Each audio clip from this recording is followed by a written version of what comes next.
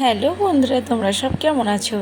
আশা করছি তোমরা সবাই খুব ভালো আছো। তোমাদের আশীর্বাদে আর ঠাকুরের আশীর্বাদে আমরাও খুব ভালো আছি।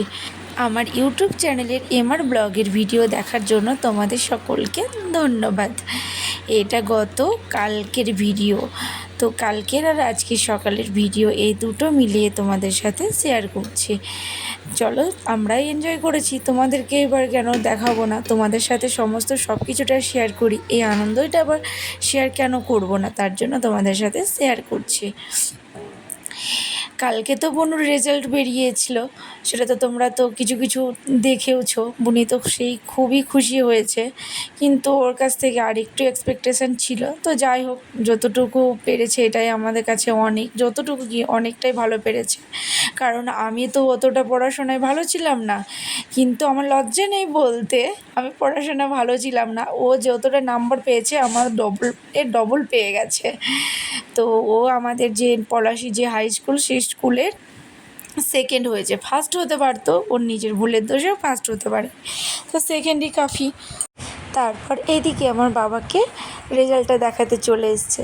দেখো বাবা, আমার রেজাল্টটা দেখে নাও, তোমার বড় মেয়ের থেকেও কিন্তু আমি ভালো রেজাল্ট করেছি। এবার দেখি রেজাল্ট ভালো করার খুশিতে তোমার বড় মেয়ে আমাকে কি খাওয়ায়। আমাকে তো খাওয়াতে হবে লুচি আর মাংস, কিন্তু খাওয়াবে কি? ও খাওয়াবে না, ও বলে গো খাওয়াবো। কি বলো তো, এইরকম টাইপের বলে ও। তারপরে দেখো আমার মাম্মাম সন্ধ্যাবেলায় কী করেছে। একটা বাড়িতে ছোট বাচ্চা থাকলে যেটা হয়, যাদের যাদের বাড়িতে বাচ্চা আছে, আমার বিশেষ করে আমার মেয়ের মতো দুষ্টু, তারা তো ওইরকমটা করবে। ঠেলে ঝেলে একাকার অবস্থা করে, আর আমি বারবার গুছিয়ে গুছিয়ে গুছিয়ে গুছিয়ে ঠিক করি।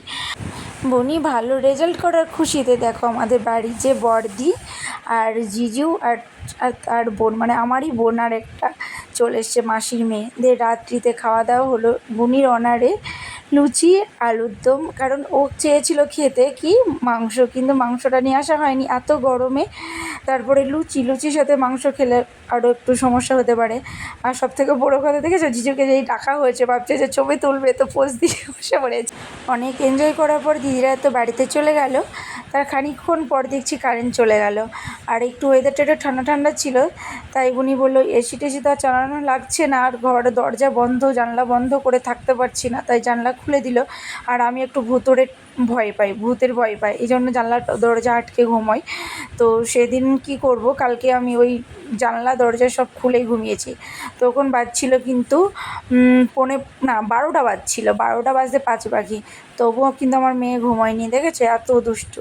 ও নাকি বলে আমি ডলিকে নিয়ে ঘুমোবো, গোলুকে নিয়ে ঘুমোবো, এইরকম ওর ব্যাপার। চলো, গুড নাইট, আবার দেখা হবে নেক্সট কোনো ব্লগে। বাই।